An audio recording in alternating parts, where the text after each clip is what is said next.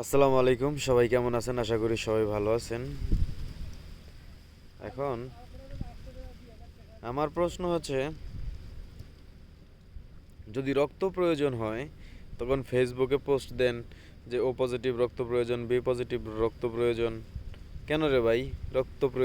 রক্ত প্রয়োজন কেন সেটা নিয়ে আবার পোস্ট কেন দেওয়া লাগবে? জন্মদিনের ভিতরে এত বন্ধু বান্ধব ইনভাইট করতে পারো, আত্মীয় স্বজনের ইনভাইট করতে পারো। হ্যাঁ, এত আত্মীয় স্বজন থাকা সত্ত্বেও তুমি আবার অন্যের কাছে রক্ত চাও। এটা কেন রে ভাই? এটা কেন হবে? বাদ দাও তাইলে। যদি ফেসবুক থেকে এইভাবে অন্যের মাধ্যমে সহযোগিতা পেয়ে যখন তুমি রক্ত তোমার রুগীকে দিবে, হ্যাঁ, অন্য একটা ডোনার এসে যখন দান করবে, তাহলে তোমার বন্ধু বান্ধব বাদ দাও। তোমার বন্ধু বান্ধবের ভিতরে তো বহুত লোক আছে যে ও পজিটিভ, এ বি পজিটিভ, তারপরে হচ্ছে এ পজিটিভ, বি পজিটিভ আছে তো, নাকি? এমন তো না যে নাই।